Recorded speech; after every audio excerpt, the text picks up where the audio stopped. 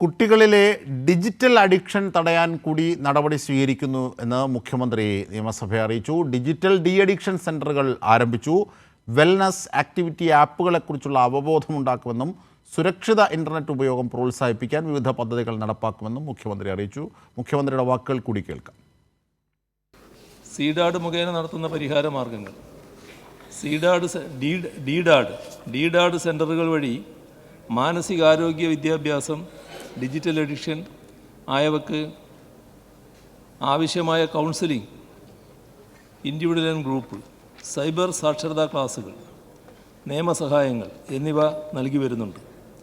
മാതാപിതാക്കൾക്കും അധ്യാപകർക്കുമായി ഡിജിറ്റൽ ഉപകരണങ്ങളിൽ നിന്നും ഇടവേള എടുക്കുന്നതിനുള്ള മാർഗങ്ങൾ പരിചയപ്പെടുത്തുകയും ഇത്തരം ഉപകരണങ്ങളെ ദുരുപയോഗം ചെയ്യാതിരിക്കാൻ പേരൻ്റൽ കൺട്രോൾ രീതികളെക്കുറിച്ചുള്ള അവബോധവും ശരിയായ ഡിജിറ്റൽ ഉപയോഗ സമയം ക്രമീകരിക്കേണ്ട ആവശ്യകതയെ സംബന്ധിച്ചുള്ള ബോധവൽക്കരണവും ഡീഡാഡ് വഴി നൽകി വരുന്നു.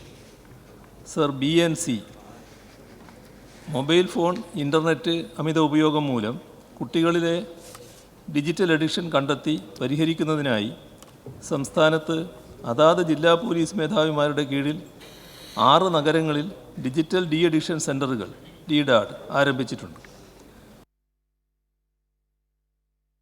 ഇതിൻ്റെ ഒക്കെ സമഗ്ര വിവരങ്ങളുമായി ഞങ്ങളുടെ പ്രതിനിധി ഷീജ ചേരുകയാണ്. ഒപ്പം റജി ലൂക്കോസ്, രാഷ്ട്രീയ നിരീക്ഷകൻ, ഒപ്പം ഡോക്ടർ ജയപ്രകാശ്, മനോരോഗ വിദഗ്ധനൊക്കെയും നമ്മുടെ ചർച്ചയിലേക്ക് ചേരുന്നു. ആദ്യം ഷീജ, ഞങ്ങളുടെ പ്രതിനിധിയിലേക്ക്. ഷീജ, അതായത് 2 കാര്യങ്ങളാണ് പ്രധാനമായും ഉള്ളത്. ഒന്ന്, ലഹരിയുമായി ബന്ധപ്പെട്ട ഒരു വലിയ ക്യാമ്പയിൻ സമഗ്രമായി നമ്മൾ നീങ്ങുകയാണ്.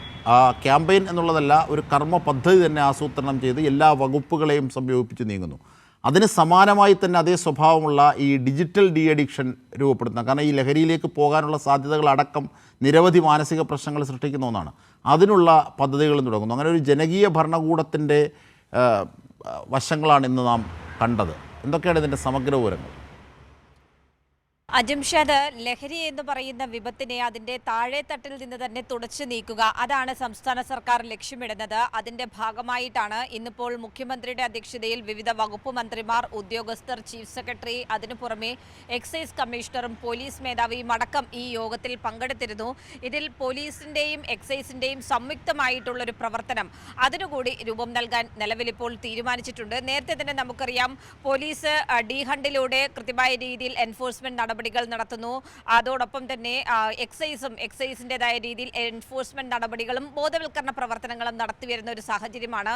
ഇനിയിപ്പോൾ നടപടികൾ കൂടുതൽ കർക്കശമാക്കുക, അതിൻ്റെ ഭാഗമായി സംയുക്തമായ ഒരു വലിയ ക്യാമ്പയിന് തന്നെ തുടക്കം കുറിക്കാനാണ് ഇപ്പോൾ സർക്കാർ തീരുമാനിച്ചിരിക്കുന്നത്. എല്ലാ പദ്ധതികളും എല്ലാ പ്രവർത്തനങ്ങളും ഏകോപിപ്പിച്ചുകൊണ്ട് ഒറ്റ ക്യാമ്പയിനായി ഏപ്രിൽ മുതൽ നടപ്പാക്കാനാണ് നിലവിലിപ്പോൾ മുഖ്യമന്ത്രി നിർദ്ദേശം നൽകിയിരിക്കുന്നത്. അതിനൊപ്പം തന്നെ സംസ്ഥാനത്തേക്ക് സംസ്ഥാനങ്ങളിൽ നിന്ന് എത്തുന്ന ലഹരിയുടെ കടത്ത് അത് കൃത്യമായ രീതിയിൽ തന്നെ അതിർത്തികളിൽ തടയണം എന്നുള്ളൊരു നിർദ്ദേശം, കർശനമായിട്ടുള്ള നിർദ്ദേശം തന്നെയാണ് മുഖ്യമന്ത്രി നൽകിയിരിക്കുന്നത്. അതിന്റെ ഭാഗമായിട്ടാണ് ഈ അതിർത്തി കടന്നു പോകുന്ന ബസ്സുകൾ, അതോടൊപ്പം തന്നെ കൊറിയർ സർവീസുകൾ അടക്കം പരിശോധിച്ച് മാത്രം അതിർത്തിക്ക് ഇപ്പുറത്തേക്ക് കടത്തിയാൽ മതി എന്നുള്ളൊരു തീരുമാനത്തിലേക്ക് എത്താൻ കാരണം. അതിനൊപ്പം കൂടുതൽ പരിശോധന വ്യാപിപ്പിക്കാൻ തീരുമാനിച്ചിട്ടുള്ള ഇടങ്ങൾ എന്ന് പറയുന്നത് ഒന്ന് വിമാനത്താവളങ്ങളാണ്, മറ്റൊന്ന് റെയിൽവേ സ്റ്റേഷൻ, അതിനൊപ്പം തുറമുഖങ്ങൾ. ഇവിടങ്ങളിലും പരിശോധനകൾ കൂടുതൽ വ്യാപിപ്പിക്കാൻ തന്നെയാണ് തീരുമാനിച്ചിട്ടുള്ളത്. ഏതായാലും പ്രത്യേകമായി ചീഫ് സെക്രട്ടറിയുടെ അധ്യക്ഷതയിൽ വിവിധ വകുപ്പുകളെ ഏകോപിപ്പിച്ചുകൊണ്ട് ഒരു കർമ്മസമിതിക്ക് കൂടി രൂപം നൽകിയിട്ടുണ്ട്. ഈ സമിതിയുടെ നിർദ്ദേശത്തിന്റെ അടിസ്ഥാനത്തിൽ ആയിരിക്കും മറ്റു തുടർ നടപടികളിലേക്ക് കടക്കുക. ഏതായാലും താഴെത്തട്ടിൽ നിന്ന് ഇതിന്റെ ഒരു പ്രവർത്തനം വേണം എന്നുള്ളത് മുന്നിൽ കണ്ടുകൊണ്ടാണ് ഇന്ന് ഈ യോഗം ചേർന്ന് അടുത്ത യോഗത്തിന് മുന്നിൽ കൃത്യമായ രീതിയിൽ കാര്യങ്ങൾ അവതരിപ്പിക്കുക എന്നുള്ളത് കൂടി സർക്കാർ ലക്ഷ്യമിട്ടിട്ടുണ്ട്. ഈ മാസം 30-ന് തന്നെ അടുത്ത യോഗം, അതിൽ പ്രധാനമായും വിദ്യാർത്ഥി സംഘടനകൾ, യുവജന സംഘടനകൾ, കൂടാതെ സിനിമാ മേഖലയിൽ നിന്നുള്ള പ്രധാനപ്പെട്ടവർ, സംഘടനയുടെ പ്രതിനിധികൾ, മാധ്യമ മേഖലയിലെ സംഘടനകളുടെ പ്രതിനിധികൾ, റെസിഡൻസ് അസോസിയേഷന്റെ ഭാരവാഹികൾ, അങ്ങനെ സമൂഹത്തിന്റെ എല്ലാ കോണിൽ നിന്നുള്ളവരുടെയും ഒരു പങ്കാളിത്തം ഉറപ്പാക്കിക്കൊണ്ട് യോഗം വിളിച്ച് അത് താഴെ തട്ടിൽ നിന്നടക്കം അതിന്റെ പ്രവർത്തനങ്ങൾക്ക് തുടക്കം കുറിക്കുക എന്നുള്ളതാണ് സർക്കാർ ലക്ഷ്യമിടുന്നത്.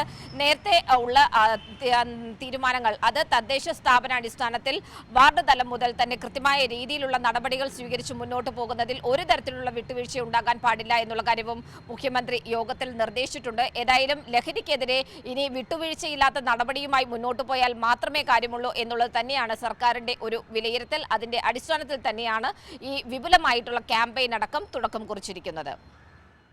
തീർച്ചയായും ഷീജ, അതുപോലെ തന്നെ ഈ ഡിജിറ്റൽ ഡി അഡിക്ഷൻ നമ്മുടെ കുഞ്ഞുങ്ങളെ ഇതിലേക്കൊക്കെ ആവാഹിക്കാൻ സാധ്യതയുള്ള മാനസികാരോഗ്യത്തെ ബാധിക്കുന്ന ലഹരിയിലേക്കടക്കം ഭാവിയിലേക്ക് പോകാൻ ആ തരത്തിലേക്കൊക്കെ മാനസികമായി ദുർബലപ്പെടുത്തുന്ന ഒന്നാണ് ഈ ഡിജിറ്റൽ അഡിക്ഷൻ എന്ന് പറയുന്നത്. പ്രത്യേകിച്ച് നമുക്കൊക്കെ അറിയാം, ഇപ്പോഴത്തെ കുട്ടികളൊക്കെ മൊബൈൽ ഫോൺ ഉപയോഗം, അപ്പോൾ അമിതമായതോ തെറ്റായ രീതിയിലോ ഉള്ള അത്തരം ഉപയോഗങ്ങളിൽ നിന്നൊക്കെ മോചനമാക്കാനുള്ള ഒരു കരുതൽ കൂടിയാണ് സർക്കാരിൻ്റെ ഭാഗത്തുണ്ടായത്. മുഖ്യമന്ത്രി നിയമസഭയിൽ പറഞ്ഞ നമ്മൾ കേട്ട വാക്കുകൾ, അതിൻ്റെ വിശദാംശങ്ങളിലേക്ക് കൂടി ഒന്ന് പോയാൽ ഷിജ.